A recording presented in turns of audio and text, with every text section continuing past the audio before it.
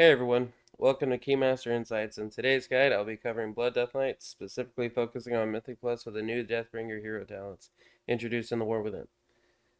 Blood DeathKnights are masters of taking damage and healing it back, making them one of the most durable and versatile tanks in the game. Blood DeathKnights excel in self-healing and damage mitigation through abilities like Death Strike and Bone Shield. With the right management of runes and runic power, you can easily control your health pool and defenses, making you incredibly resilient in tough fights. The Death Knight class comes with its own weapon and chance like Fallen Crusader, which can save you a ton of gold, and the new Deathbringer hero talents add even more offensive and defensive power. Some weaknesses that the Blood Death Knight have is that eventually you'll find a key level that everything just one-shots you. Also with a little bit of button bloat compared to Bear and Vengeance Demon Hunter, and a very active opener, the spec can be a little difficult for newer players to pick up the spec and succeed. To succeed as a Blood Death Knight, you must learn to manage both of your class resources, runes, and runic power. You have a total of 6 runes. Whenever you use an ability that consumes one or more runes, those runes will immediately begin recharging. Recharge time is dependent on haste. When you consume a rune, you generate 10 runic power. At most, 3 of your runes can be charging up at the same time. It is therefore optimal to keep at least 3 runes on cooldown to maximize the recharge rate over the course of the fight. Runic power is the other resources you have as a Death Knight. You have a maximum of 125 runic power. This is spent primarily on death strikes. The spec revolves around generating bone shield charges as an active damage mitigation and healing damage back through death strikes.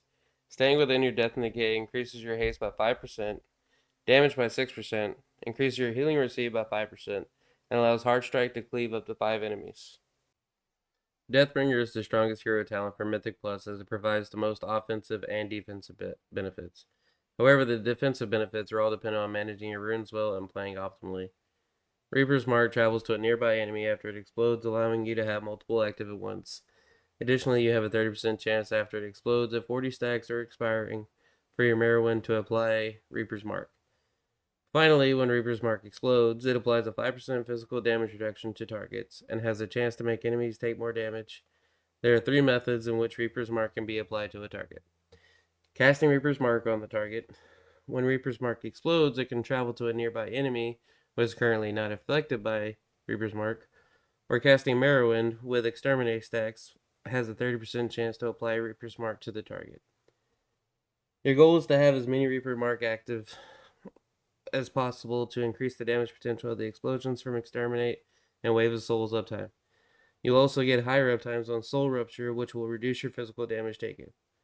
Reaper's Mark will last on the targets for 12 seconds before exploding and triggering Exterminate.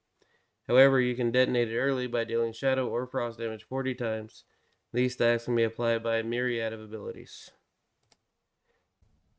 This is the standard Mythic Plus talents build. In the spec tree, we take points like Grip of the Dead, which slows enemies in your death and decay by 90%, decaying by 10% every second. Blind Sleep, which is a frontal CC, Anti-Magic Zone for group magic damage reduction, and Insidious Chill, which makes your auto attacks reduce the target's auto attack speed by 5% for 30 seconds, stacking up to 4 times.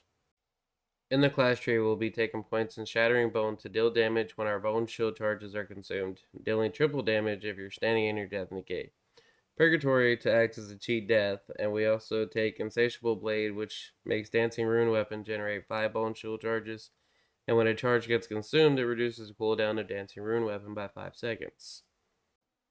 An optional talent change if you want to take Gorfine's Grasp is swapping out Hemostasis for it.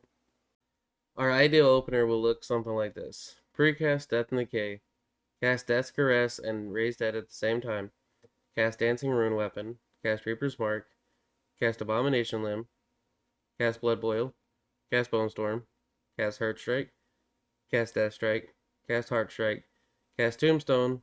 If you're not at 6 plus Bone Shield charges, fill with another Death Strike, cast Blood Boil, cast Death Strike, cast Heart Strike, cast Merrowwind, cast Consumption, proceed on to the normal priority list. Blood Decay survivability revolves around Death Strike and Bone Shell management. Keep these tips in mind. Use Anti-Magic Shell for magical damage and to generate runic power. Dancing Rune Weapon grants a massive parry buff and doubles your resource generation. Vampiric Blood will increase your healing received, making a great emergency cooldown. Icebound Fortitude should be saved for large anticipated damage spikes. Death Strike is your main self-healing tool, but use it wisely after taking damage to maximize the healing and shield. Lichborn gives you Leech and makes you immune to Charm, Fear, and Sleep. Blood Death Knight brings many utility spells such as Battle Res with Raise Ally, 2 charges of Death Grip, 2 charges of Death Advance, which increases your movement speed by 35%, and makes it where you cannot be slowed below 100% of normal speed, and you're immune to forced movement effects and knockbacks, which has some incredible uses and should not be looked over. For trinkets, aim for the Arakara Sack Brood from Arakara, a completely passive trinket that gives you a decent amount of primary stat proc and does decent damage.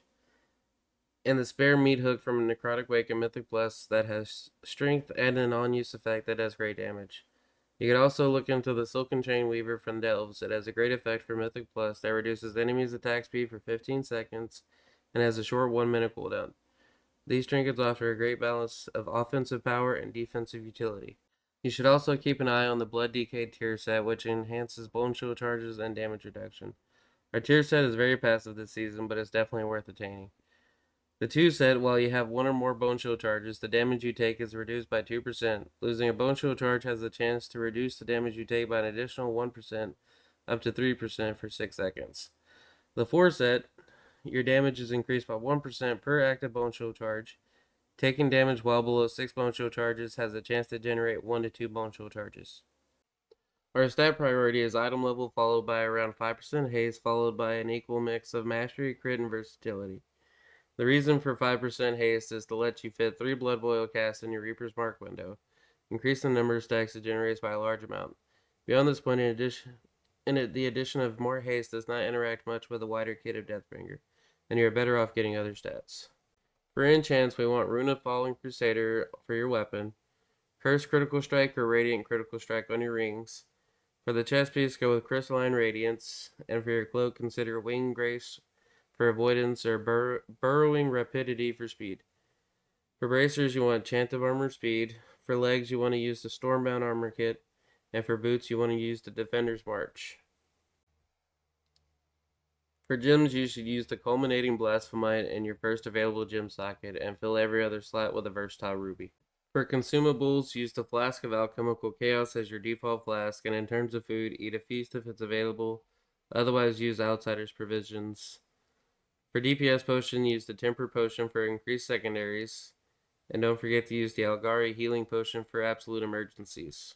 At the current time of recording, there has not been any major balancing into embellishments, so take this with a grain of salt. The current best embellishments are the Darkmoon Sigil Symbiosis, which has the effect of every 10 seconds in combat, you take 1% of your max health as nature damage and gain a stack of 887 versatility for 20 seconds, stacking up to 5. The second embellishment is Elemental Focusing Lens, which makes your spells and abilities have a chance to deal bonus magic damage, where which school of damage is based on your socketed gems. That's my breakdown of Blood Death Knight and Mythic Plus for the War Within Season 1. With the new Deathbringer hero talents and the ability to manage both offensive and defensive cooldowns, Blood Death Knight remains one of the most durable tanks for high-end content. Make sure to like, comment, and subscribe for more WoW content.